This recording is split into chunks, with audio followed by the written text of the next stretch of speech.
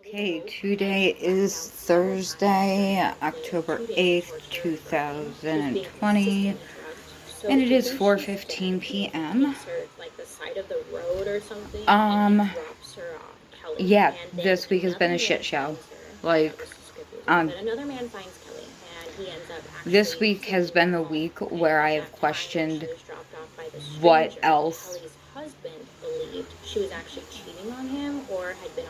can I handle before I'm done, before I get to that point where I just give up and just, I'm good, I'm done.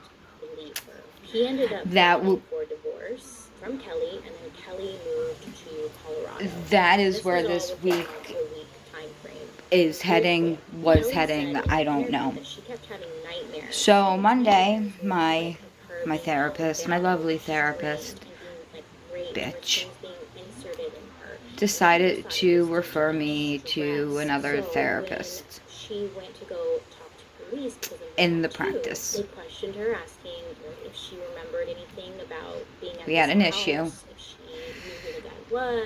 I decided to be honest with her about stuff, and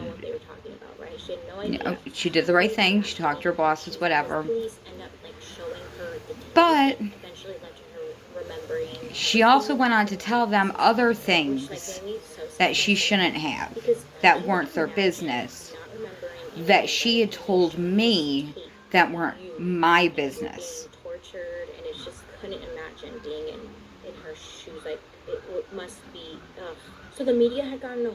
And before Monday, she had known that it was going to be our last session. She had known. And not only that, she was sitting there crying. Like at the end. Why the fuck are you crying?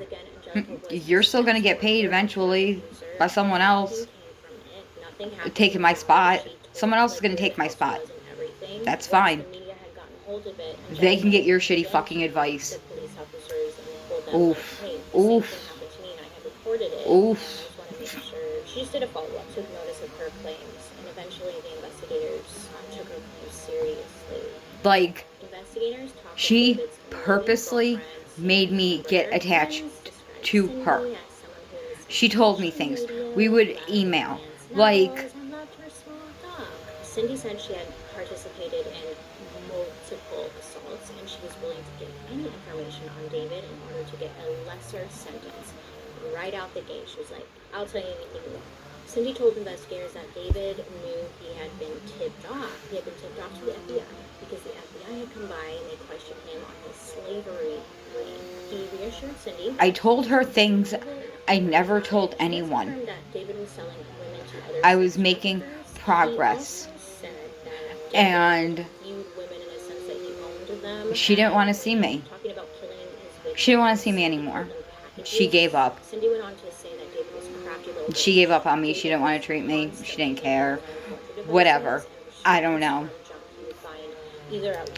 So, referred to a new therapist who I'm pretty sure is her boss. So, I'm going to be seeing the person who made her not be my doctor or my therapist anymore. So based off of her accounts, thank you.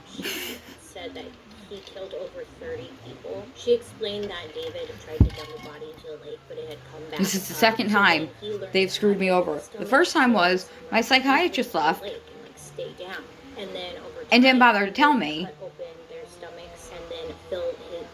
And the office manager had to tell me.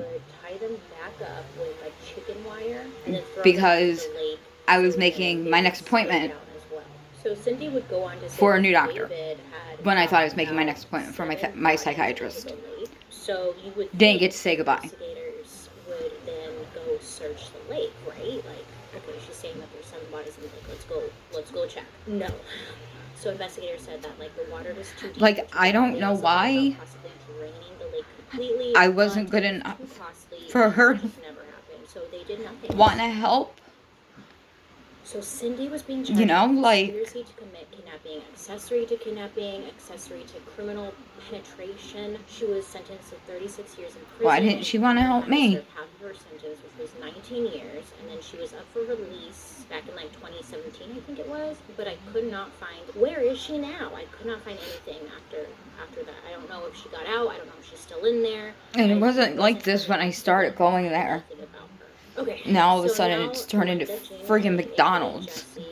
40 doctors, like, how the hell do you have fucking 40 doctors in a practice? She was pretty violent as well. She lived with her mother, which was one of David's ex-wives, and had a pretty rocky relationship with her father. Jesse would say that she never knew what was happening. Sally never cared about me.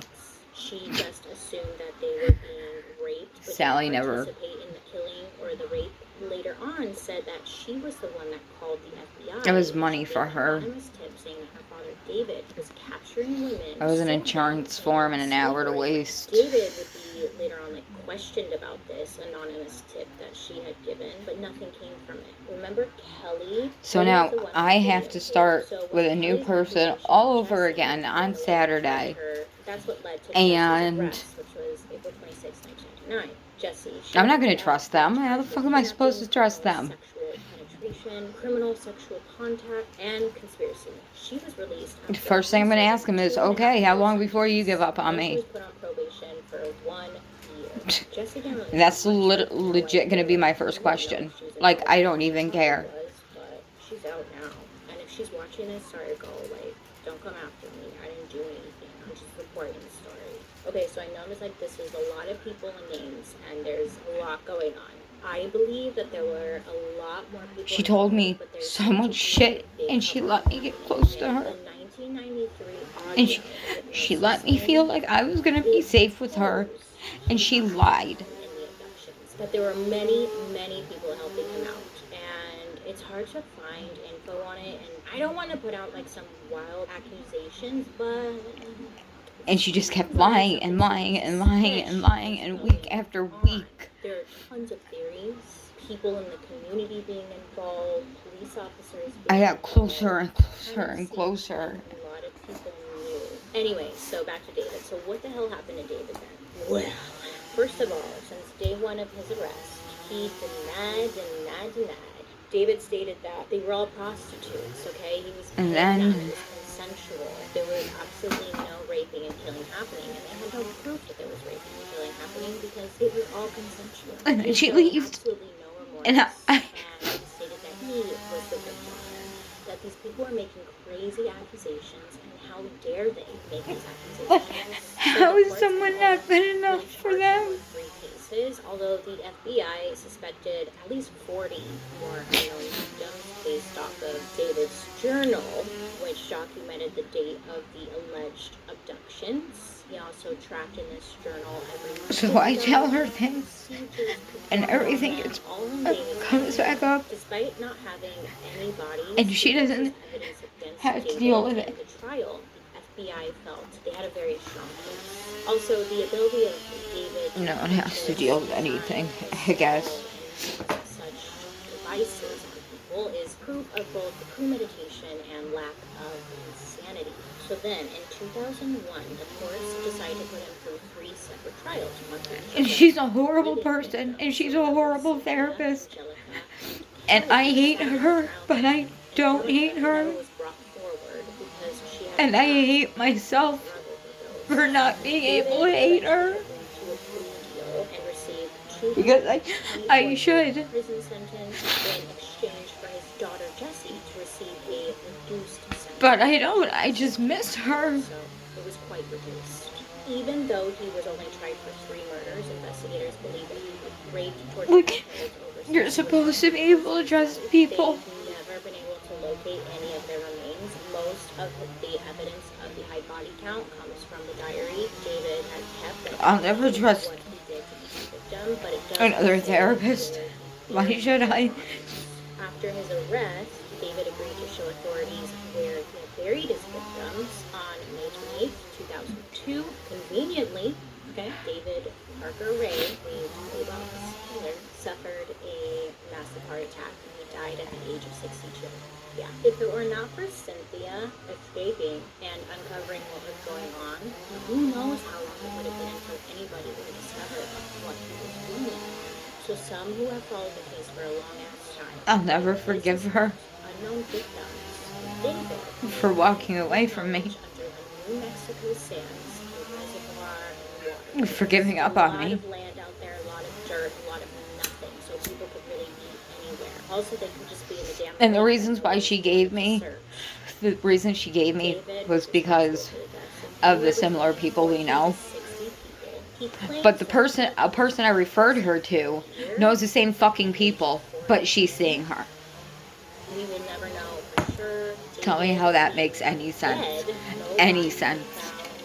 Possible victims were identified and no suspicious deaths related to David were never officially named. November of 2000. Way to go, Albany. Yet again. Public with the hope that And you know what's worse is this bitch works for SUNY. So she's not only fucking with people's lives,